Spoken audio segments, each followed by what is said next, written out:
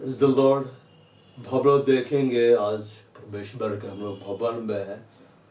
हम लोग आनंदित और मग्न है क्योंकि हम परमेश्वर के वचन के सुनते जा रहे हैं। हम लोग आज जहाँ से देखने वाले हैं संदेश को बेला कुरिन्थियों अध्याय 9 पद के 24 से लेकर 27 22 तरह से लिखा हुआ है। क्या तुम नहीं जानते कि दौड़ में तो दौड़ते सभी है, परंतु इनाम एक ही ले जाता है। तुम वैसे ही दौड़ो कि जीतो। हर एक पहलवान सब प्रकार का संयम करता है। वे तो मुरझाने वाले मुकुट को पाने के लिए यह सब करते हैं, परंतु हम तो उस मुकुट के लिए करते हैं जो मुरझाने का नहीं। इसलिए मैं तो इसी रीति से दौड़ता हूँ परंतु लक्ष्यहीन नहीं। मैं भी इसी रीति से मुक्कों से लड़ता हूँ परंतु उसके समान नहीं जो हवा पीटता हुआ लड़ता है, परंतु मैं अपने देह को मारता कूटता और बस में लाते। ऐसा ना हो कि औरों को प्रचार करके मैं आप में ही किसी रीति से निकम्मा ठहरूं। यहाँ पर पौलुस इस बात को बोलता है कि ऐसा ना हो कि मैं औरों को प्रचार करके मैं आप में किसी रीति से निकम्मा ठहरूं, मतलब मैं डिस्क्वालिफाइड ना हो जाऊं। हमारे लिए परमेश्वर ने हमें जीवन दिया है। इसमें परमेश्वर ने हमारे लिए 2 समय को निर्धारित किया है, जिसमें से एक समय जो कि हमारा घट चुका है। बाइबल बोलता है जन्म का एक समय है और दूसरा समय जो हमारे लिए निर्धारित किया गया है मृत्यु का एक समय है। मतलब हमारे लिए एक समय को परमेश्वर ने निर्धारित करके रखा है जिसे आप और मैं कभी भी नहीं बदल सकते। हम दोनों में से कोई भी नहीं बदल सकते। हमें ये नहीं मालूम हमारे लिए आज कितना दिन रखा है। तो जब हम आज इस संदेश को सुन रहे हैं हमें मालूम होना चाहिए परमेश्वर ने हमें क्यों रखा है, आखिर ये जिंदगी हमें क्यों दी है। बाइबल बतलाता है इफिसियों की पत्री में कि हम उसके बनाए हुए हैं। हम उसके बनाए हुए मसीह यीशु में उन भले कामों के लिए सृजे गए हैं जिसे परमेश्वर ने पहले से हमारे करने के लिए तैयार करके रखा हुआ है। हमें मालूम होना चाहिए कि हम परमेश्वर के बनाए हुए हैं और उन भले कामों के लिए सृजे गए हैं जिसे परमेश्वर ने पहले से हमारे करने के लिए तैयार करके रखा हुआ है।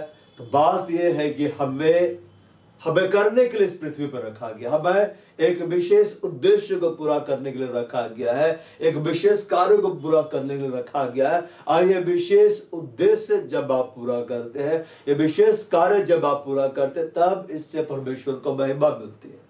हम आज जिस पृथ्वी पर जीवित है, आज जो आप इस संदेश को सुन रहे हैं, हम इसी तरह से नहीं है। हम इस बात को यहाँ पढ़ते हैं पद संख्या 25 में, हर एक पहलवान सब प्रकार का संयम करता है। वे तो मुरझाने वाले मुकुट को पाने के लिए सब करते हैं, परंतु हम तो उस मुकुट के लिए करते हैं जो मुरझाने का नहीं। बात हो सकता है जीवन में बहुत सारे लोग बहुत कुछ को हासिल कर लेते हैं। हम इस बात को देखते हैं कि जैसे ओलंपिक होता है, बहुत सारे लोग गोल्ड मेडल जीतते हैं, कुछ सिल्वर मेडल जीतते हैं और लोगों के मध्य में उनकी वाहवाही होती है और बहुत सारे लोग वर्ल्ड कप जीत जाते हैं। बहुत सारे देश जब क्रिकेट का मैच होता है उनकी वाहवाही होती है, लेकिन एक समय आता है वो मुकुट मुरझा जाता है, एक समय आता है वो प्रसिद्धि खत्म हो जाती है। इस संसार में आप जो कुछ भी हासिल करेंगे, जो कुछ भी, एक समय होगा कि आप बहुत प्रसिद्ध हो जाएंगे, बाप के पीछे लोग दौड़ेंगे, आपका नाम ऊंचा उठेगा, आपको सब लोग जानेंगे, सब लोग पूछेंगे, लेकिन समय के साथ वो सारी प्रसिद्धि खत्म हो जाएगी। समय के साथ जो आपको मान सम्मान मिल रहा है वो सब खत्म हो जाएगा और ये सब यहाँ पर तो काम आता है मगर परमेश्वर के राज्य में काम नहीं आता है। इसे बोलता हर एक पहलवान सब प्रकार का संयम करता है। वे तो मुरझाने वाले मुकुट को पाने के लिए सब करते हैं। मतलब इस पृथ्वी पर हम जो कुछ भी हासिल कर रहे हैं, जो कुछ भी हासिल कर रहे हैं परमेश्वर का योजना से हटकर, तो हम असल में मुरझाने वाले मुकुट को पाने के लिए सब परिश्रम कर रहे हैं, जिससे पाने के बाद हम आनंदित तो होते हैं, लोग आनंदित तो होते हैं, लेकिन उससे हमारे उस आनंद के समय में जिसे हमें परमेश्वर के साथ बिताना है कोई भी फर्क नहीं पड़ता है। इसलिए हमें देखना है हम आखिर क्या हासिल कर रहे हैं। हम इस संसार में प्रसिद्धि हासिल कर सकते हैं, मान सम्मान हासिल कर सकते हैं, धन हासिल कर सकते हैं, स्वास्थ्य हासिल कर सकते हैं, हम किसी को अपने जीवन में हासिल कर सकते हैं, जो चाहे हम हासिल कर सकते हैं, लेकिन ये सब एक दिन मुरझा जाएगा। मगर हम परमेश्वर के वचन के आधार पर अपने जीवन को नहीं बिताए तो बाइबल बोलता है हम डिस्क्वालिफाइड कर दिए जाएंगे, बल्कि हम परमेश्वर के राज्य में हम प्रवेश नहीं कर पाएंगे। क्योंकि यीशु मसीह साफ साफ बोल के गए हैं कि जो मुझसे प्रभु प्रभु कहते हैं वे सबके सब स्वर्ग में प्रवेश नहीं करेंगे, केवल वही प्रवेश करेगा जो पिता की इच्छा पर चलते। इसका मतलब ये है कि आज हम जो प्रभु प्रभु कहते हैं, आज हम जो बोलते हैं कि हम तो मसीही है, हमने तो मसीह परिवार में जन्म लिया, हम तो बाइबल पढ़ते, हम तो प्रार्थना करते हैं, हम तो औरों को वचन सुनाते हैं, अगर हम वचन के आधार पर नहीं चल रहे हैं, हम अपना जीवन जैसा परमेश्वर का वचन सिखला रहा है, बाइबल हमको सिखला रहा है, हम वैसा जीवन नहीं जी रहे, हम डिस्क्वालिफाइड होंगे, हम स्वर्ग नहीं जाएंगे। हमें इस बात को श्योरिटी लेकर नहीं चलना चाहिए कि हम तो स्वर्ग जाएंगे। हमें जीवन जीना है तो हमें क्या करना है, लिखता हम तो उस मुकुट को पाने के लिए करते जो मुरझाने का नहीं। हमें इसका मतलब यह है परमेश्वर हमें एक मुकुट देना चाहता है। बाइबल हम इस बात को बतलाते हैं कि धन्य वह मनुष्य जो परीक्षा में स्थिर रहता है, वो खरा निकलकर जीवन का वो मुकुट पाएगा जिसकी प्रतिज्ञा परमेश्वर ने अपने प्रेम करने वालों को लेती है। मतलब यह है कि जो परमेश्वर से प्रेम कर रहा है, जो परमेश्वर की आज्ञाओं को मान रहा है, जो परमेश्वर की योजना के आधार पर अपना जीवन बिता रहा है, परमेश्वर उसको एक मुकुट देगा, उसको जीवन का मुकुट देगा। बहुधा प्राण देने तक विश्वासी रहा तो मैं तुझे जीवन का मुकुट दूंगा। जो अंतिम समय तक प्रभु के लिए विश्वासी रहेगा उसे परमेश्वर मुकुट देगा। इसका मतलब ये है कि हमें एक ऐसी दौड़ दौड़नी है कि हम पाल उस मुकुट से लिखता है क्या तुम नहीं जानते दौड़ में तो दौड़ते सब लोग दौड़ रहे हैं। अब बहुत सारे लोग दौड़ रहे हैं, कोई जॉब पाने के लिए दौड़ रहा है, कोई विवाह करने के लिए दौड़ रहा है, कोई कुछ हासिल करने के लिए दौड़ रहा है, सब अपने जीवन में दौड़ रहा है। किसी के पास आज किसी के लिए समय नहीं है, सबसे बढ़कर आज बहुतों के पास परमेश्वर के लिए समय नहीं है। बोलता है क्या तुम नहीं जानते दौड़ में तो दौड़ते सब दौड़ रहे हैं, मगर क्या आप परमेश्वर के लिए दौड़ रहे हैं? परंतु इनाम एक ही नहीं जाता, तुम वैसे दौड़ो कि जीतो। इसका मतलब पौलुस इस बात को समझा रहा है कि हम जीत भी सकते हैं, हम हार भी सकते हैं। बाप याद रखिए दौड़ना आप ही को है, आपकी दौड़ आप पूरी करेंगे। मेरी दौड़ को मेरे को पूरा करना है।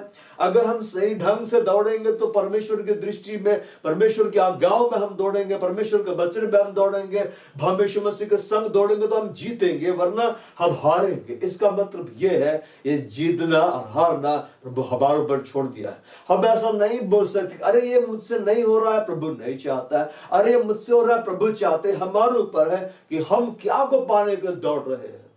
हमें संसारिक प्रसिद्धि के पीछे नहीं भागना है, संसारिक मान सम्मान के पीछे नहीं भागना। बहुत सारे लोग आज धन को हासिल करने के लिए दौड़ते हैं और धन को तो वो हासिल कर लेते हैं लेकिन अनंत जीवन को वो खो देते हैं।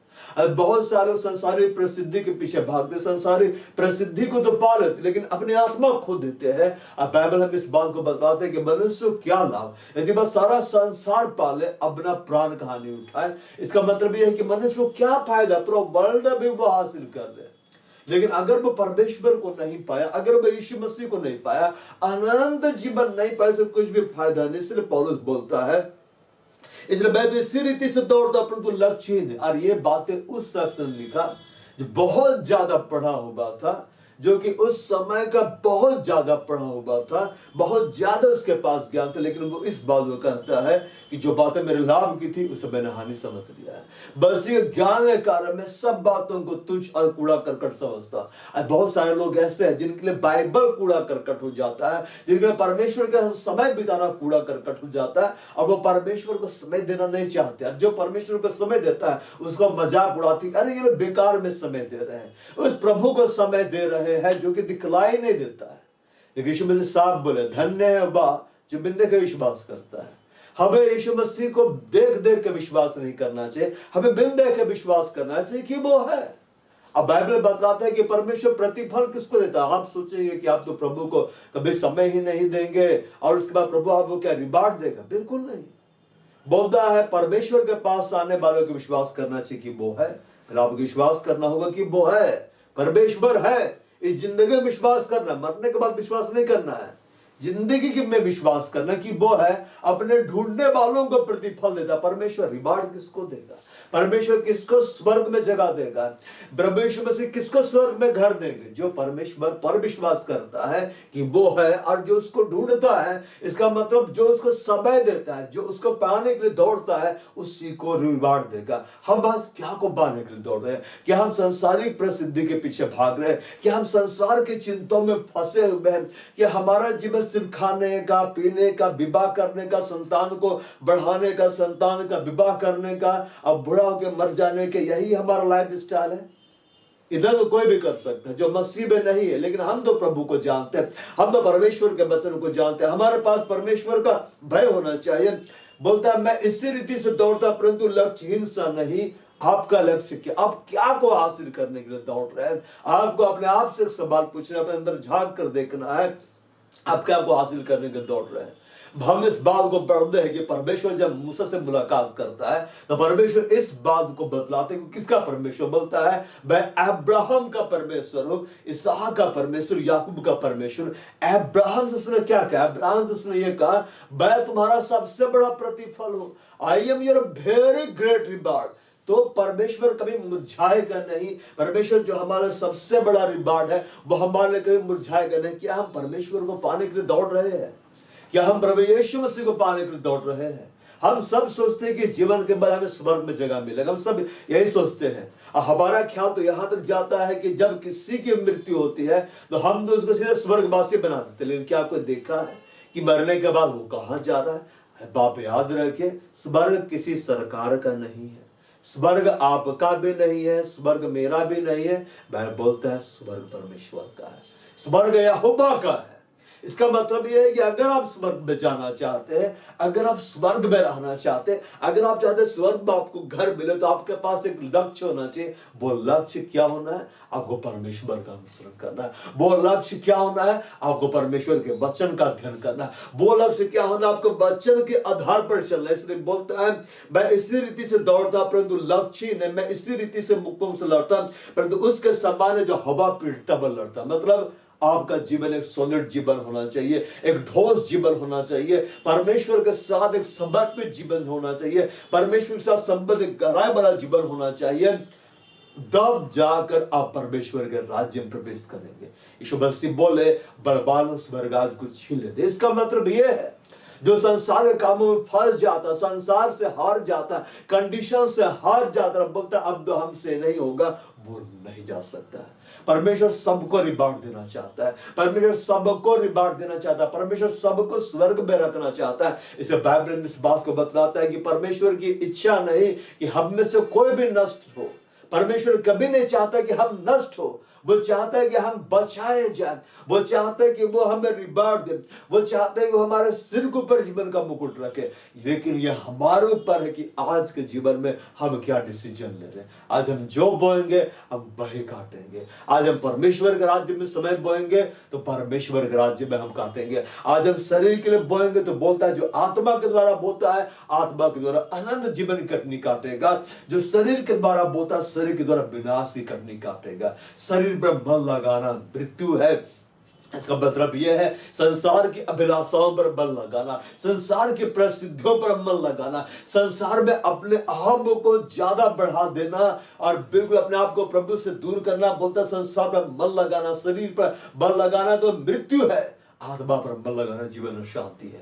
परमेश्वर के वचन पर मन लगाना जीवन शांति है। इसलिए परमेश्वर के वचन से प्रेम करना है, हमें बाइबल को पढ़ना है, बाइबल का अध्ययन करना है, प्रभु की संगति करना, प्रभु के साथ चलना है, अपने देह को कंट्रोल में रखना है। हमें मालूम होना चाहिए कि पाप में कैसे गिर गए, क्योंकि उसने अपने देह को कंट्रोल नहीं किया। हमें अपने देह को कंट्रोल करना है, हमें वो करना है जो परमेश्वर चाहते हैं हम करें, और हमें वो नहीं करना है जिसके विषय में परमेश्वर नहीं चाहता कि हम करें। बिल्कुल हमें बस परमेश्वर की आज्ञा को मानना है, और जब वैसा करेंगे हमें स्वर्ग में बड़ा रिवार्ड मिलेगा। जब वैसा करेंगे हमें स्वर्ग में बड़ा घर मिलेगा। जब ऐसा करेंगे हम परमेश्वर के साथ रहेंगे, आनंद काल तक रहेंगे।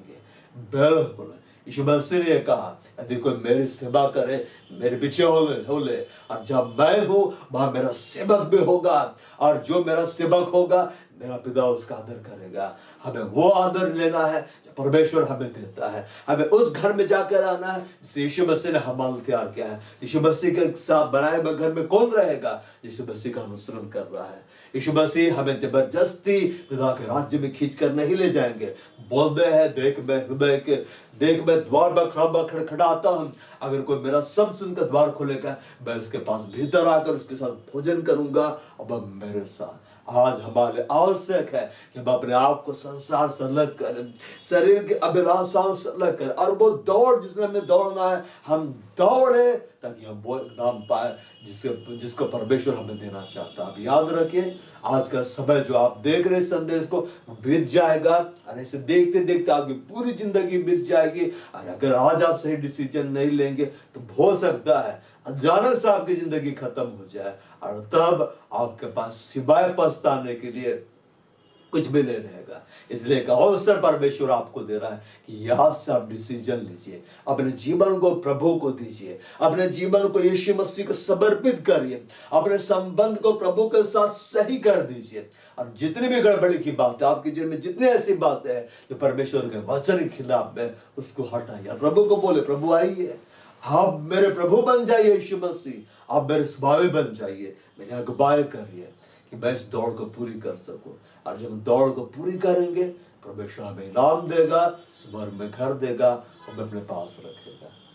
मैं प्रार्थना में चाहेंगे, बहाने हम आपको महिमा दे रहे हैं खुदा, इस घड़ी हम आपको महिमा दे रहे हैं खुदा, इस घड़ी मैं आपसे प्रार्थना कर रहा हूं, हम सबको खुदा दौड़ना है, वो दौड़ में हमें दौड़ना है जिसमें आप हमें इनाम देना चाहते। जिंदगी आपने हमें इसलिए दी है, जैसा इफिसियों के पत्र में लिखा है कि हम तो आपके बनाए हुए हैं और बस यीशु में उन भले कामों के लिए सृजे गए जिसे आपने पहले से हमारे करने के लिए तैयार करके रखा हुआ है। खुदा, इस घड़ी जितने भी इसमें मेरे संग प्रार्थना में है, मैं उन सब के लिए प्रार्थना कर रहा हूँ, वो हर एक को इस घड़ी स्पर्श कर, और इस घड़ी प्रियो आप अपना जीवन परमेश्वर को दे दीजिए।